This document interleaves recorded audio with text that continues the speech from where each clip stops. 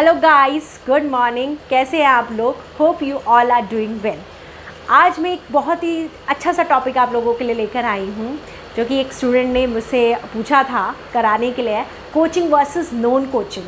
देखो, मैं दोनों के अपने अपने एस्पेक्ट्स हैं, दोनों के अपने में पॉजिटिव पॉइंट्स हैं, नेगेटिव पॉइंट्स हैं, दोनों को लेते हुए चलते हैं।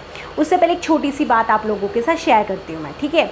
देखो, जब मैं बीएससी कर लिया था 3 इयर्स, ठीक है। उसके बाद ऑब्वियस है, यू नो इट, कि एमएससी के एंट्रेंस के लिए you have to give so many entrance exams, तब आपको एक अच्छे कॉलेज में, एक अच्छी यूनिवर्सिटी में आपको एडमिशन मिलता है, ठीक है। उस समय पे I have given a test for Punjab University Chandigarh, पूरा चंडीगढ़, येस प्रॉपर चंडीगढ़, ऐसा नहीं कोई भी university, Punjab University Chandigarh. But वहाँ पे क्या था कि they have only and only 8 seats, the total 10 थी, जिसमें से 2 रिजर्व थी और सिर्फ आपके लिए 8 सीट्स थी।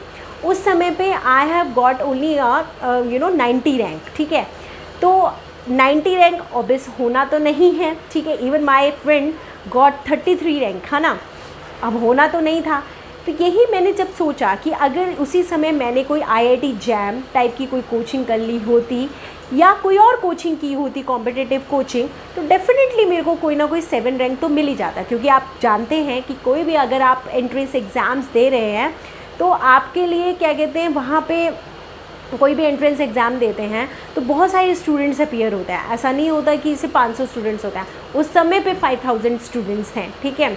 तो it is a very big difference. और उस हिसाब से देखो तो मेरी रैंक अच्छी थी, पर अगर यूनिवर्सिटी के हिसाब से देखो, it is not a good rank.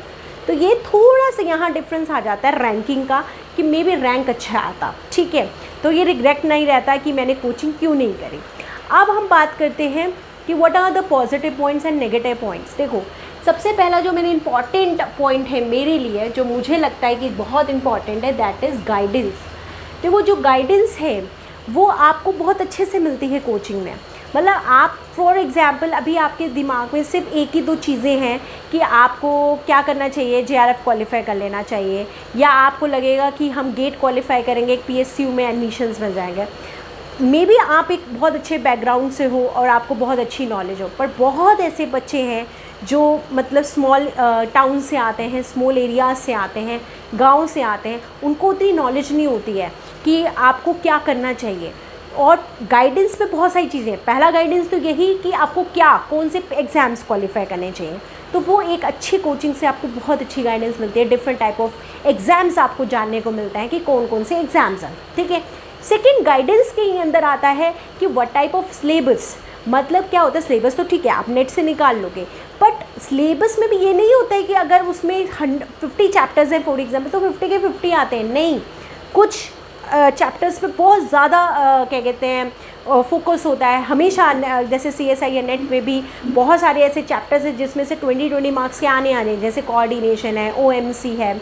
अगर हम लोग फिज़िकल केमिस्ट्री की बात करें तो इलेक्ट्रोकेमिस्ट्री है, आपकी क्या कहते हैं केमिकल काइनेटिक्स है, आपकी स्पेक्ट्रोस्कोपी, पूरी स्पेक्ट्रोस्कोपी बहुत अच्छे से आती है, चाहे वो ऑर्गेनिक हो चाहे मॉलिक्यूलर हो, ठीक है। तो इस तरीके के कुछ प्रेफरेंशियल होते हैं। तो अगर आप नहीं, आपने कोचिंग किया हुआ है, तो आपको वो थोड़ी वो गाइडेंस लैक हो जाती है वहाँ पे, तो वो आपको थोड़ा सा प्लस पॉइंट मिलता है अगर आपने कोई एक कोचिंग की है।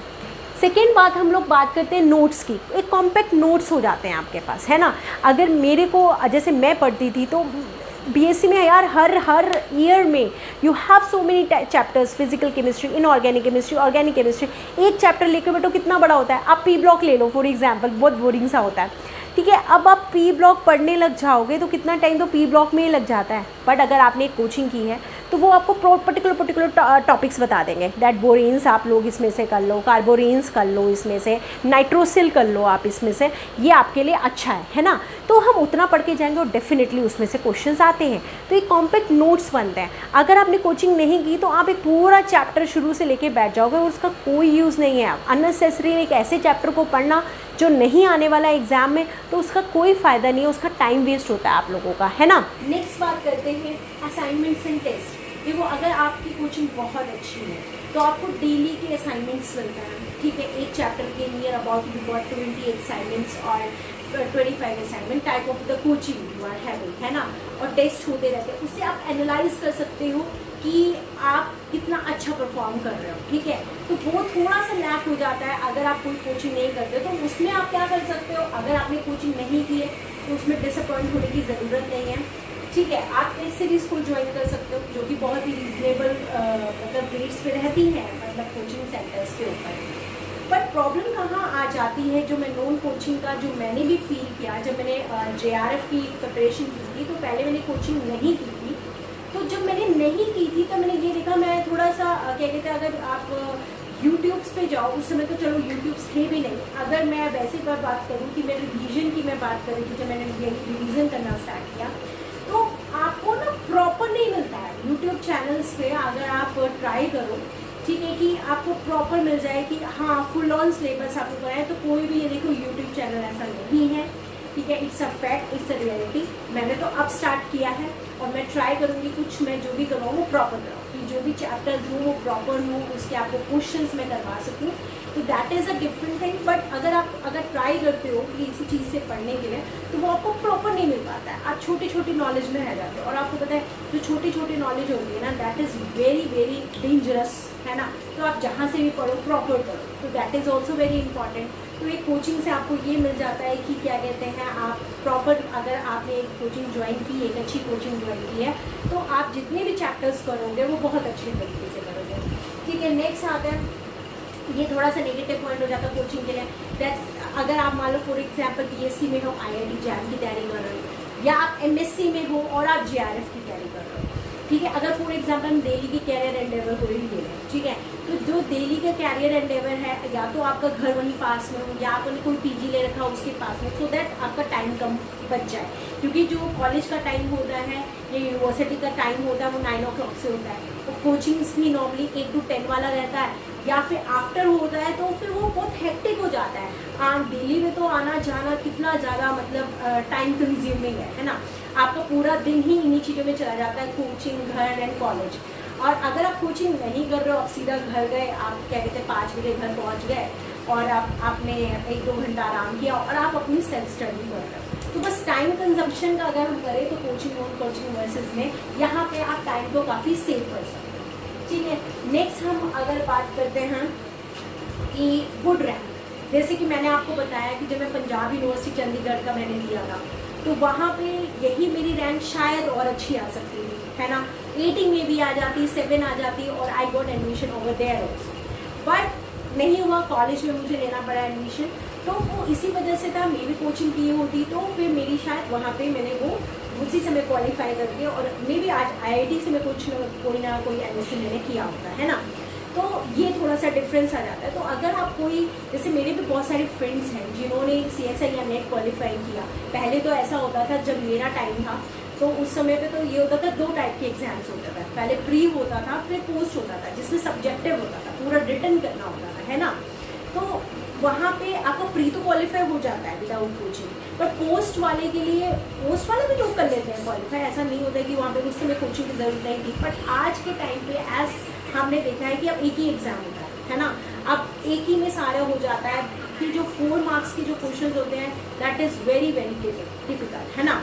जो आज का पैटर्न है तो उसमें क्या हो जाता है, वी हैव 3 सेक्शंस, है ना, A B C, और C में जो 4 मार्क्स के जो क्वेश्चंस होते हैं, अब जैसे अब दिसंबर की बात करें तो क्वेश्चंस बहुत इजी थे, पर हर बार ऐसा नहीं होता है। C पार्ट में काफ़ी टफ क्वेश्चंस आ जाते हैं और B पार्ट के ईजी होते हैं, है ना। तो जो C पार्ट को अटेम्प्ट करने के लिए आपको बहुत प्रैक्टिस की ज़रूरत होती है, बहुत सारे असाइनमेंट्स, बहुत सारे क्वेश्चंस आपको अपने करे होंगे, तब आप जो है उसको कर सकते हो।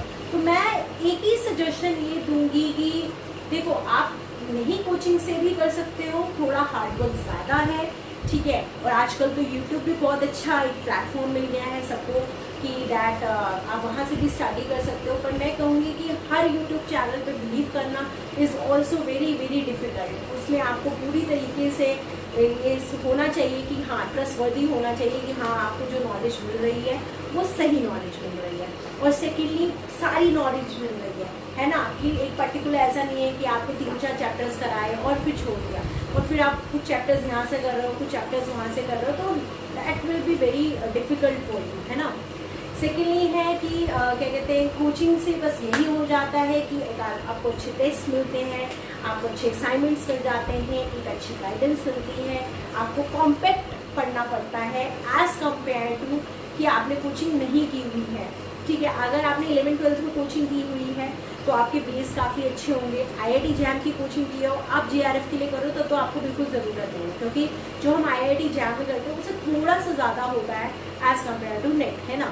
उसमें कुछ चैप्टर्स ही एक्स्ट्रा ऐड होते हैं, तो वो आप कर सकते हो, क्यों नहीं कर सकते हो। अगर आपकी यूनिवर्सिटी में अच्छा पढ़ाया जाता है तो you can also do it without coaching. तो मैं एट लास्ट मैं तो यही सजेशन दूंगी कि अगर if you can afford easily तो आपको एक बार कोचिंग ज़रूर करनी चाहिए फॉर 6 मंथ्स, सो दैट एक आपको गाइडेंस मिल जाए, आपको एक टेस्ट सीरीज मिल जाए, आपको एक अच्छे से असाइनमेंट्स मिल जाए। फिर उसके बाद आप चाहे घर पे होकर भी इसकी प्रिपरेशन कर सकते हो, कोई इतने ज़रूरी नहीं है। सो क्लास होप कि आपको शायद इससे कुछ नॉलेज मिली होगी इस वीडियो से कि आपको क्या करना चाहिए, कोचिंग करनी चाहिए नहीं करनी चाहिए। और आजकल तो बहुत रीजनेबल रेट्स पे यू आर गेटिंग क्या कहते हैं कोचिंग्स ऑल्सो, है ना। ऑनलाइन भी आपको बहुत अच्छी कोचिंग्स मिल रही हैं, तो मेरे हिसाब से एक बार जरूर करना चाहिए, सो दैट आपको एक आपका बेस बन जाए। उसके बाद तो you can do at home also. ठीक है, thank you so much, love and subscribe my channel.